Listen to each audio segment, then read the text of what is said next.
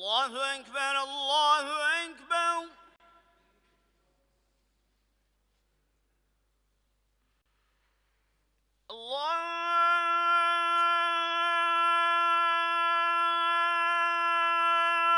الله أكبر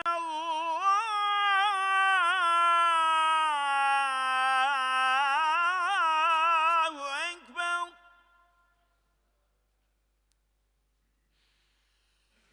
أشهد أن لا إله إلا الله.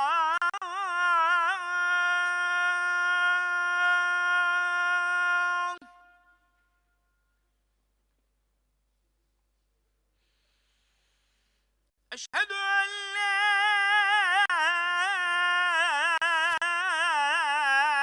إله إلا الله.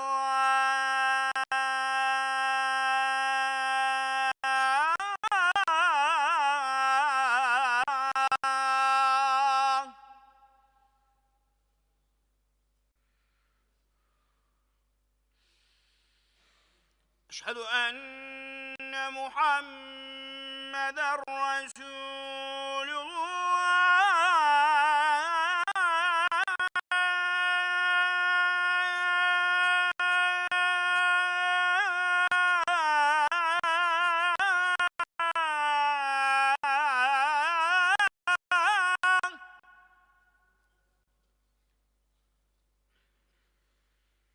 أشهد أن محمدًا رسول الله.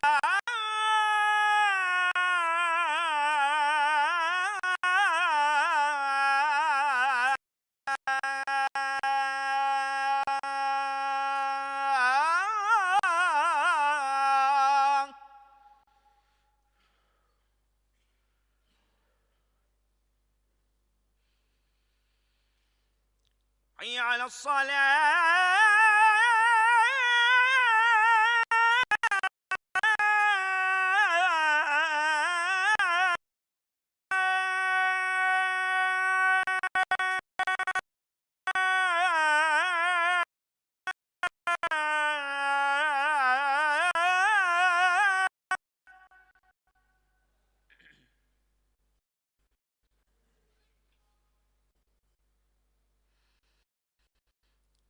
على الصلاة.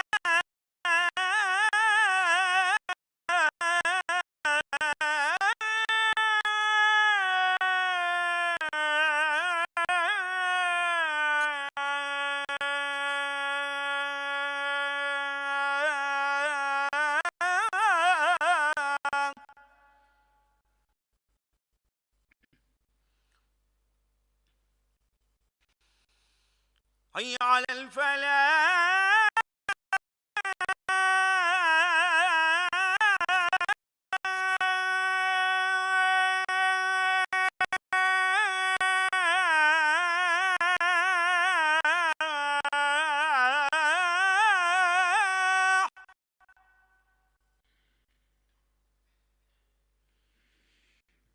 حي على الفلاح.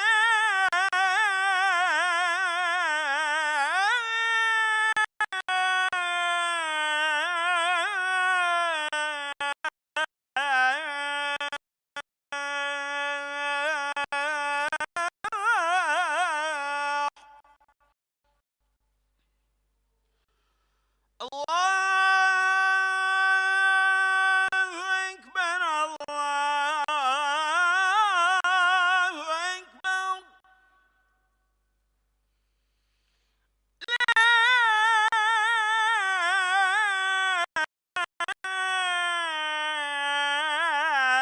إله إلا الله.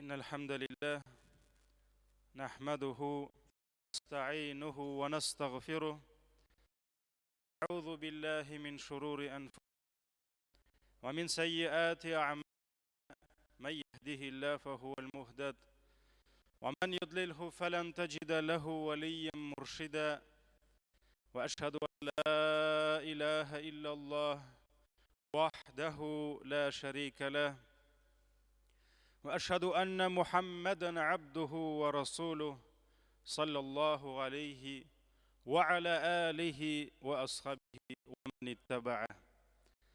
Barcha alamlarni yo'qdan bor qilib, bizlarni tarbiyalab, o'zining ko'pmagina sanasak da sanab bitira olmaslik hurmatlarida, keng ne'matlarida yashatuvchi Rabbimiz Allah subhanahu va haq ta'alaga barcha maqtov va ulug'lovlarimiz, barcha hamd va sanalarimiz bo'lsin.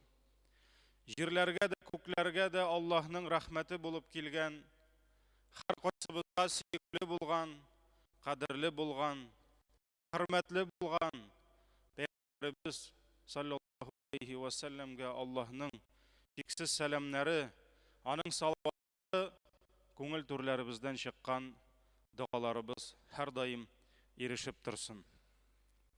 Aziz qardoshlarım, Alloh Taala bizga bo'lak etib bergan umr ol shiltirab oqqan bir shishmak.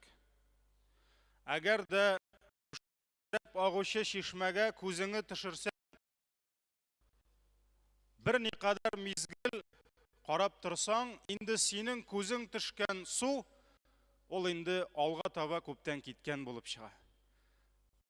Endi sen yangadan chiqqan suvga qaragan bo'lasan.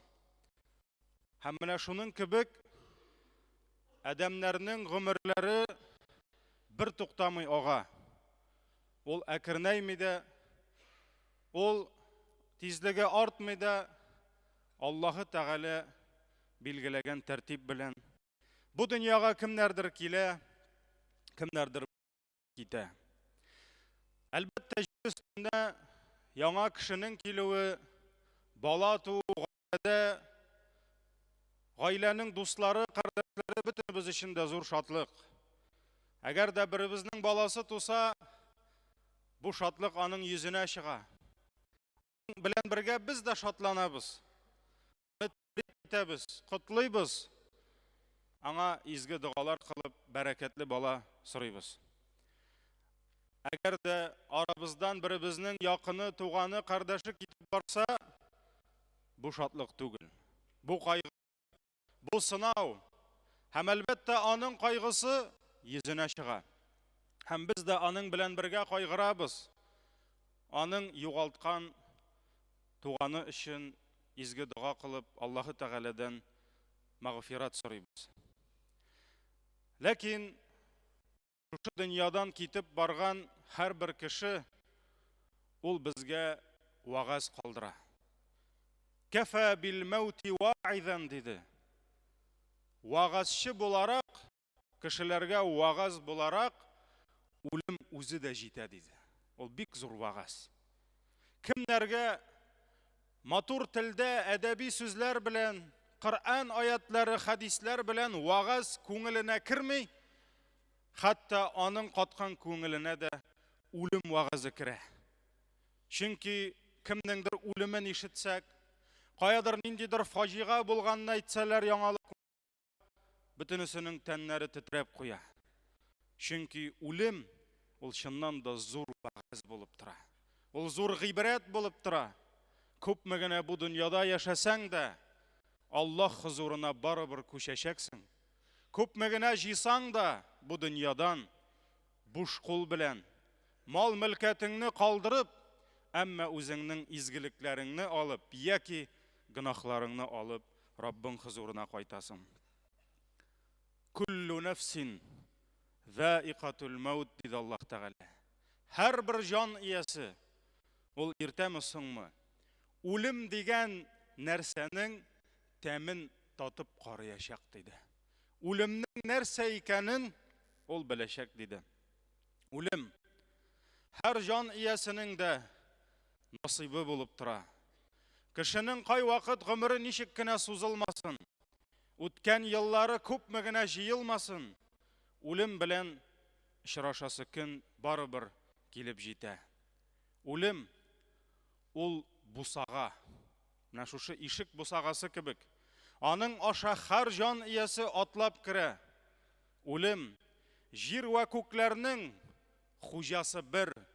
Ул гына гыйбадәткә лаек, ул гына хак илаһ икәнен күрсәтә. Чөнки үзләрен бөек Раббы дип, үзләрен бөек илаһ дип, меңләгән, миллионлаган кешеләрне үзенә табындырган Фиргавуннар да үлделәр, үлем фәрештәсе белән килешә алмадылар. Намрутлар да киттеләр. Жив будет жить дигән Ленин бабай да китеп барды, һаман җир кабул итми үзен. Шуңа күрә җәмәгать Аллаһ Тәгалә генә мәңге. Аллаһ Тәгалә Коръәни Кәримдә әйтте: "Куллу ман алейха фан." Җир өстендә булган бөтенегез дә фани. Бөтенегез дә китәчәк. Берегез дә калмаячак. Ва ябqa ваҗһу раббика зул җалали вал икрам. Раббыгызның бөеклек һәм хөрмәт иясе булган Раббыгызның йөзе генә мәңгелек ди. Шуңа күрә, газиз кардәшләрем, бөтенесе китә. Бер Аллаһ кына кала, ул гына мәңгелек. Үлем дигән нәрсә ул туганнарны айыра. Үлем хатыннарны тол итә, сабыйларны ятим калдыра. Үлем әллә нинди көчле күңелләрне сындыра, каткан бәгырле ирләрне дә елата. Үлем халыкларны, милләтләрне, өммәтләрне җимерә, барча ләззәтләрне юк итә. Пәйгамбәрбез саллаллаһу алейхи ва саллям үзенең бер сүзендә ләззәтләрне үзүче үлемне күбрәк искә төшерегез диде. Иман иясе. Кай вакыт безгә үлем турында уйлау күңелләргә хуш килмәсә дә, күп кешеләр үлем темасыннан, үлем мәсьәләсеннән чирканып, юк, сөйләмәле бу әйберне кирәкми дисәләр дә, Пәйгамбәрбез саллаллаһу алейхи ва саллям үләсе көнегезне бер качан да онытмагыз. Бер качан да сез бу дөньяда мәңгелеккә килдек дип яшәмәгез. Аллаһ хузурына кайтасыгыз бар, шуны ешрак искә алыгыз диде. Үлем дигән нәрсә баштагы таҗларны да салдыра. Үлем дигән нәрсә әллә нинди югары тәхетләрдән бәреп, тартып җиргә төшерә, хәтта җиргә генә түгел, җир астына кертә. Аллаһы Тәгалә Коръәни Кәримдә әйтте: "Әйнәмә такуну юдриккумул маут, валау кунтум фи буруҗим мушайяда." Кая гына булсагыз да, кайда гына яшәсәгез дә, нинди генә ил булмасын, нинди генә җир булмасын, хәтта бийек каланчага менсәгез дә, башня, бийек каланчага менсәгез дә, үлем сезне менеп алыр диде. Үлем сезне эзләп табар диде. Шуңа күрә, газиз кардәшләрем, үлемнән качып булмый. Үлем бийек патшаларны да эзләп таба, аларны да буш кул белән калдыра. Халифа булган, Багдадта яшәгән Харун ар-Рашид әҗәл ятагында булганда, инде үлемен көтеп ятканда, ярдәмчеләренә үзен төрәсе кәфенлекне алып килергә куша. Минем киләсе киемемне карыйм әле ди.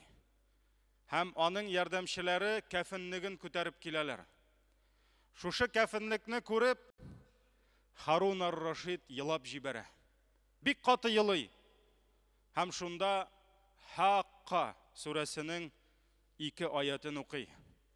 Ма агна анни малия, халака анни султания. Миңа ди байлыгым да файда китермәде ди.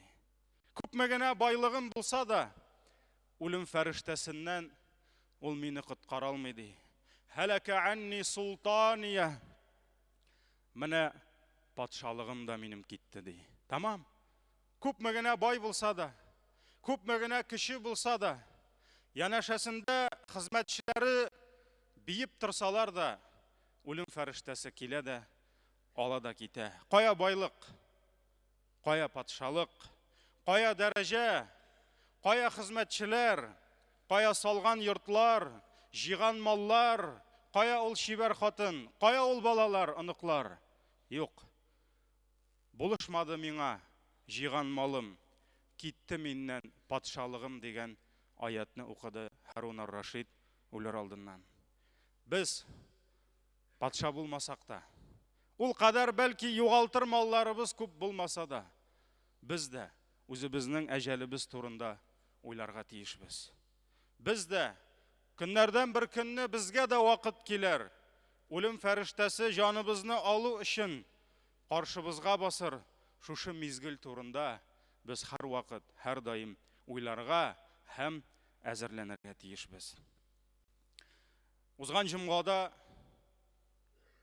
инде һәрбер нәрсәнең сәбәбе бар. Кым бураны чыгып, һәрберегез дә ишеткәнсездер, Кәгъбә янәшәсендә зур кран авып, ничә дистә кардәшләребез үлем фәрештәсе белән очраштылар.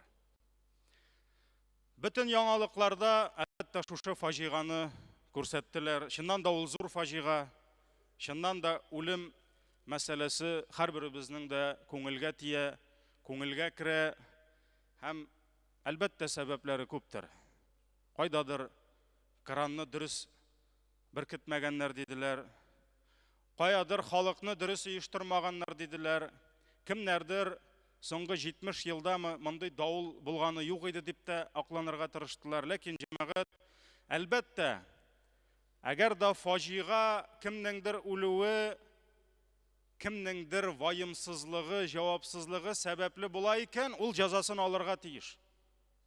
Ул шәригатьтә дә, әгәр дә бер кеше нахакка икенче берәүнең канын түксә, аны үтерсә, казый каршында аның әҗәле җиткән бит инде дип аклана алмый. Казый аның үзенә дә үлем җәзасы билгели. Шәригатьтә шулай булды ислам җирлекләрендә. Шуңа күрә җавапсызлык кылынган икән, ул әлбәттә җаваплар бирергә тиеш. Ләкин җәмәгать үлүчегә килгәндә, кем үлем фәрештәсе тарафыннан кемнең җаны китте, тәне калды, инде үлүчегә килгәндә, ашыйсы ризыгың бетсә, кранны бик каты беркетеп куйсалар да, кран йыгылмаса, стена йыгыла. Стена йыгылмаса, идән җимерелә. Идән җимерелмәсә, баскыч сына. Баскыч сынмаса, башына кирпеч төшә. Кирпеч төшмәсә, тайып йыгылып башын бәрә. Ләкин үлем фәрештәсе килеп баскач, артында кәфенлек күтәреп, аның ярдәмчеләре тезелгәч, ул туктале булмады бит дип ул кире кайтып китми. Ул барыбер кешенең җанын алып китә. Һәм җәмәгать, без сезнең белән кешеләрнең тормышлары тирәли әйләнгән күренешләр, ничек итеп менә шушындый фаҗигалар була, юлда һәлакәтләр, авариялар, ДТПлар була, ничек итеп гарасатлар була, ничек итеп кешеләргә авыру килә, кешеләр авырулардан үлә, кемдер рактан, кемдер башкасыннан, кешенең дөньядан ахирәткә күчүенең менә булар бөтенесе дә урысча әйткәндә второстепенный сәбәпләре. Булар төп сәбәпләр түгел. Кешенең бу дөньядан ахирәткә күчүенең төп сәбәбе безгә күренми. Калганнары аның сопровождающий, второстепенный сәбәпләр генә. Аллаһ субханаху ва тәгалә Коръәни Кәримдә әйтте, Рум сүрәсенең 7-нче аятында: "Я'ламуна захиран минал хаяти дунья". Алар ди дөньяның тышкы рәвешен генә беләләр ди. Тышкы калыбын гына беләләр ди. "Ва хум анил ахирати хум гафилун", ләкин алар ахираттан гафилләрдер ди. Әйе җәмәгать, адәм баласы халәтнең тышын гына белә, һәм тышыннан гына чыгып фикер йөртә. Менә шулай булды, бу дөрес түгел ди, бусы дөрес дип хөкем чыгара. Ләкин асылда нәрсә бара? Кешеләр чыннан да ни өчен, ничек бу дөньядан китә? Ансы җәмәгать безнең күзебезгә күренми. Самолет йыгылгач та бик күпләр сызландылар. Әлбәттә зур кайгы булды. Әле хәзер дә бу кайгыдан айнымыйча йөрүчеләр бар. Аллаһ ярдәм бирсен. Күпләр баламны шул көнне самолетка утыртмаган булсам, исән калган булыр иде. Әтиемне шунда җибәрмәгән булсам, исән калган булыр иде. Шул көнне юлга чыгармаган булсам, шулай эшләгән булсам дип, дини гыйлемнән ераграк булган кешеләр һаман әле үзләрен гаепләп яшәүләрен дәвам итәләр. Җәмәгать, Аллаһ Тәгалә аларга сабырлык бирсен. Әмма ләкин, әгәр дә шул кичне шул самолетка утырып, шунда егылып һәлак булган кешеләр, әгәр дә алар поездга утырган булсалар, поезд ауган булыр иде.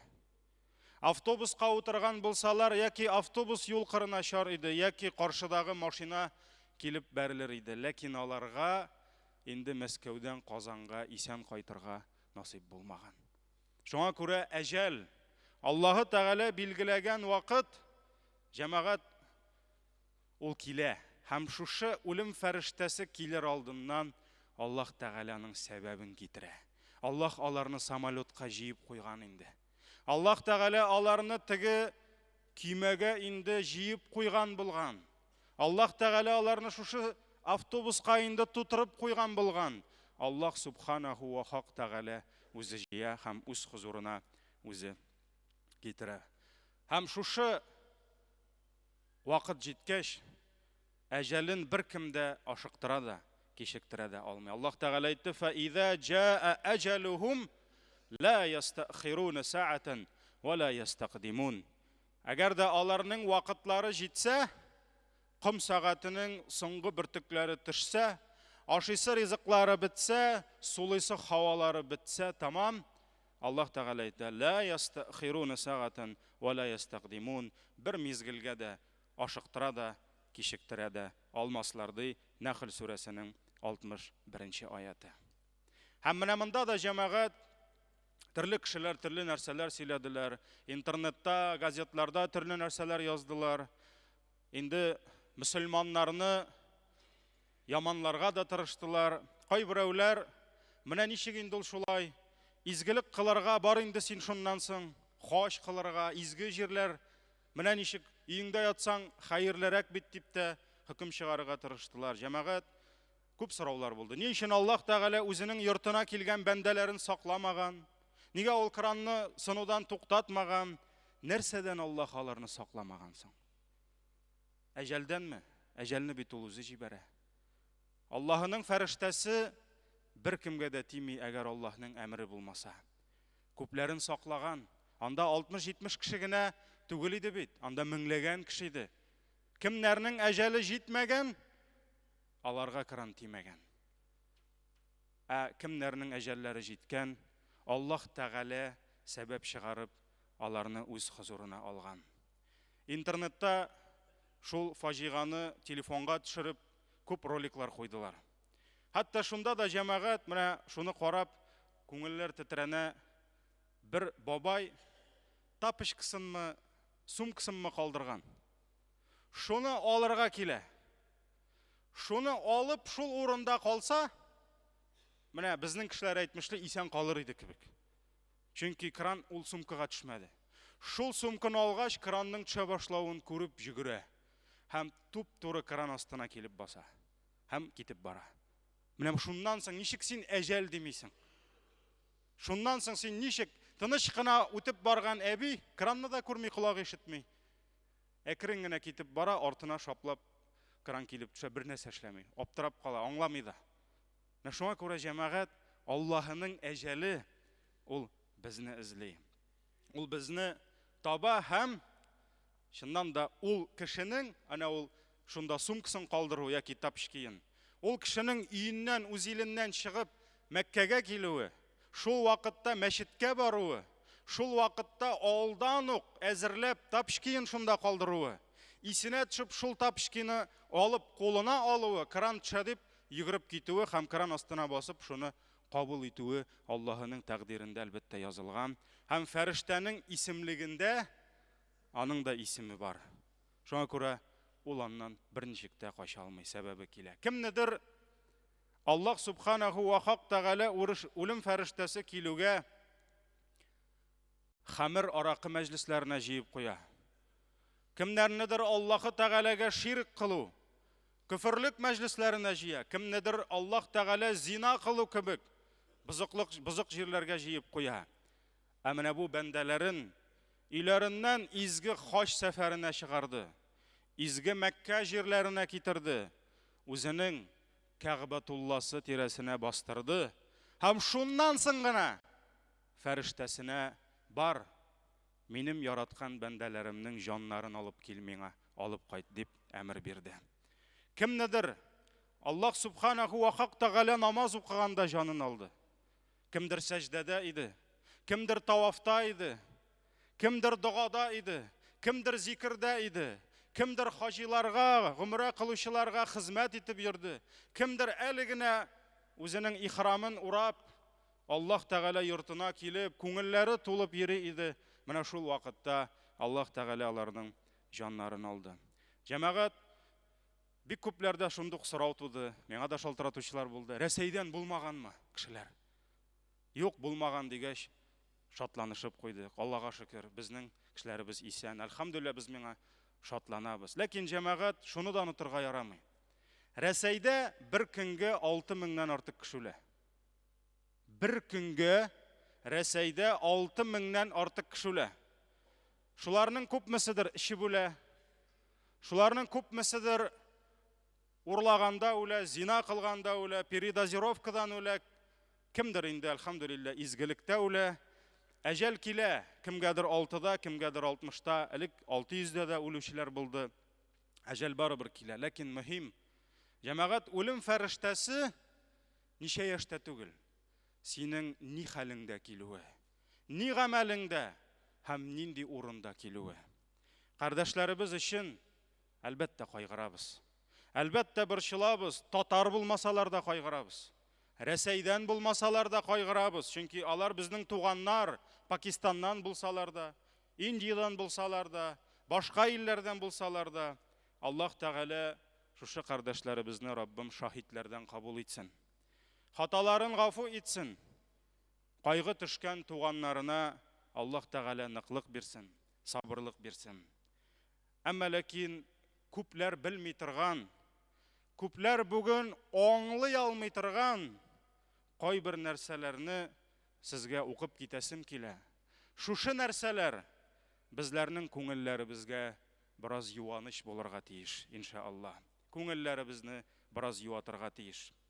Шушы кардәшләребез Аллаһы Тәгалә хузурына күчтеләр изге вакытта, күчтеләр изге җирдән һәм күчтеләр изге гамәлдән, изге халәттән. Кардәшләребез вафат булды җомга көнне.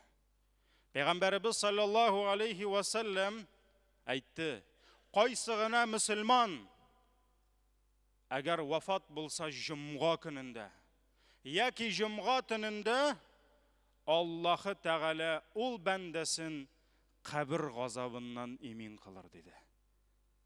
Җомга көнне үлгән кеше бәхетле шул.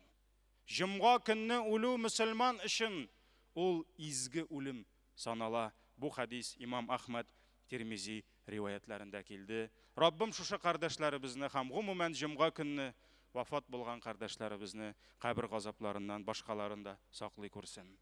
Икенчесе, кардәшләребез кран астында, җимерекләр астында калдылар. Пәйгамбәребез саллаллаһу алейхи ва саллям әйтте: "Аллаһы Тәгалә юлында үтерелгәннәрдән башка тагын 7 шаһид бар" диде. Беренчесе шума авыруыннан үлүче, ул шаһид китер диде. Суда батып үлүче мөселман шаһидләрдән китер диде. Үзенең үпкә авыруыннан, үпкәсе авыртудан үлгән шаһид булыр диде. Эше авыртып үлгән шаһид булыр диде. Янып үлгән пожарда шаһид булыр, җимерекләр астында калып үлгән шаһид булыр, бала табудан үлгән хатын-кыз шаһид булыр диде.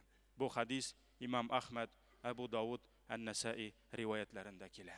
Шуңа күрә Аллаһыдан сорыйк, шушы фаҗигада, шушы җимерекләр астында сытылып үлгән кардәшләребезне Аллаһ Тәгалә шаһидләрдән кылсын.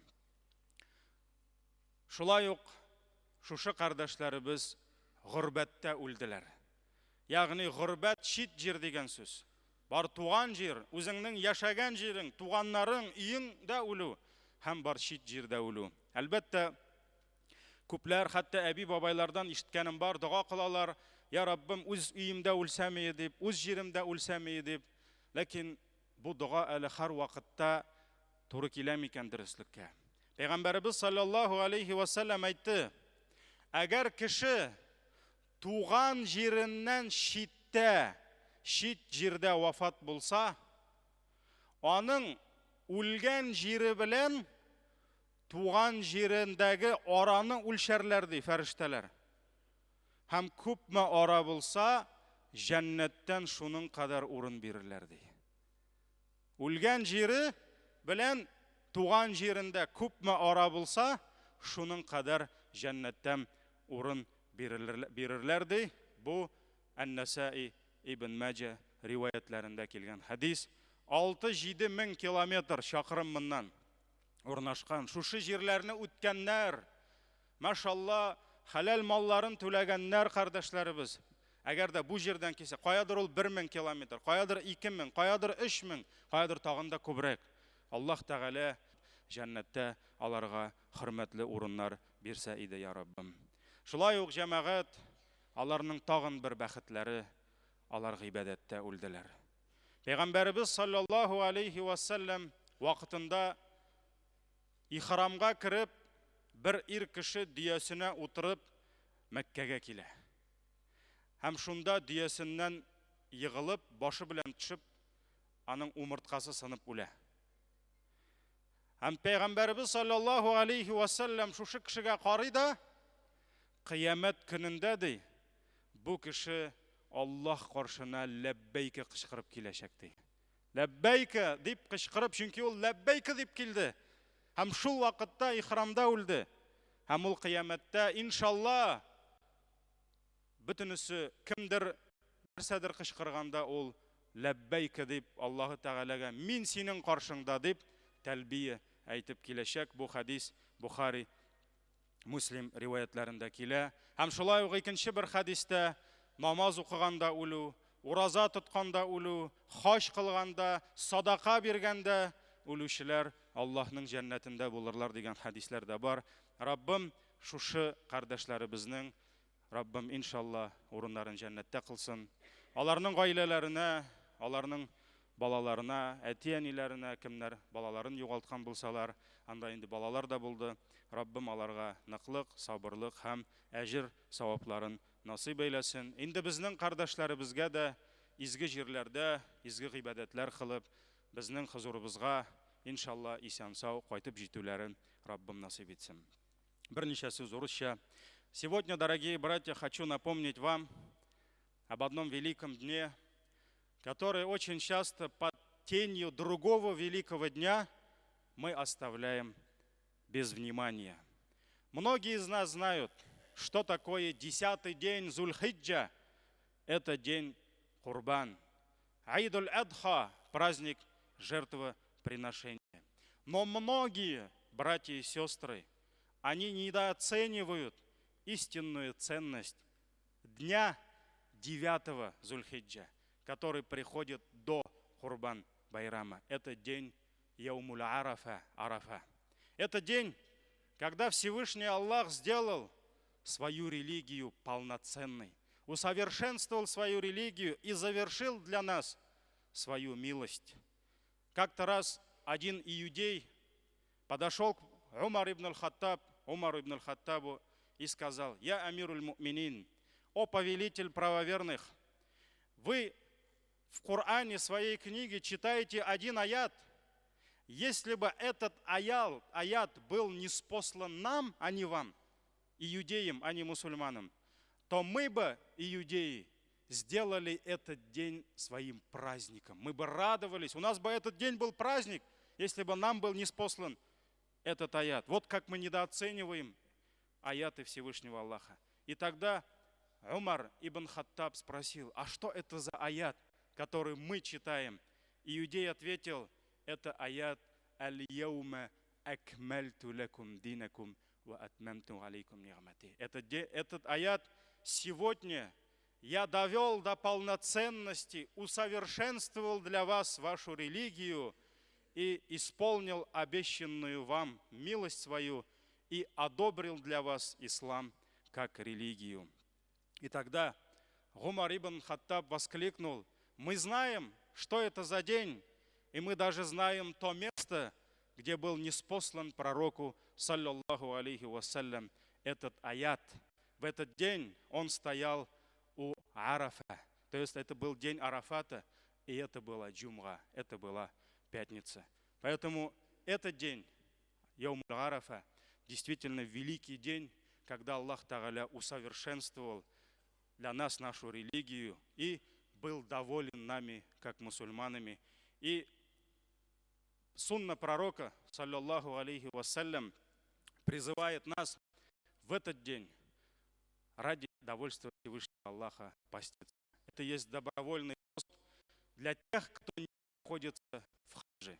Поэтому, если в этот день наши братья и сестры, кому-то, машаллах, посчастливилось быть в этот день действительно там, где был пророк, саллаллаху алейхи вассалям, когда не спосылался этот аят, и, иншаллах, они с утра до вечера будут взывать к Аллаху с дуа, с мольбами, то мы, весь мусульманский мир, который не там, машаллах, следуя сунне пророка, мы должны в этот день поститься. Это сунна. И посланник Аллаха, саллаллаху алейхи вассалям, сказал: этот день служит искуплением грехов прошедшего года и будущего года. Иншаллах, 2 года прегрешений Аллах милостивый, прощающий, может простить нам один день поста.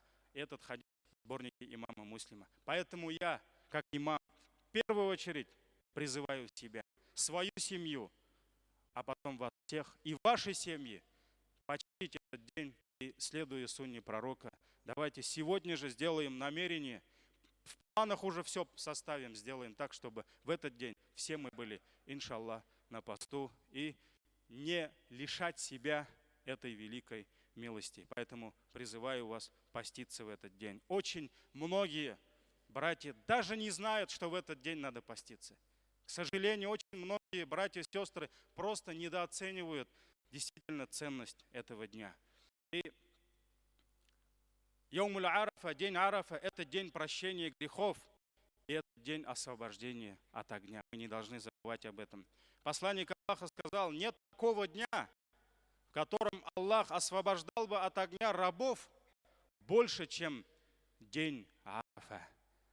Наибольшее количество рабов Аллах освобождает от огня именно в день Арафа. И воистину Аллах приближается и затем хвалится своими рабами перед ангелами, говоря: что же они хотят от меня.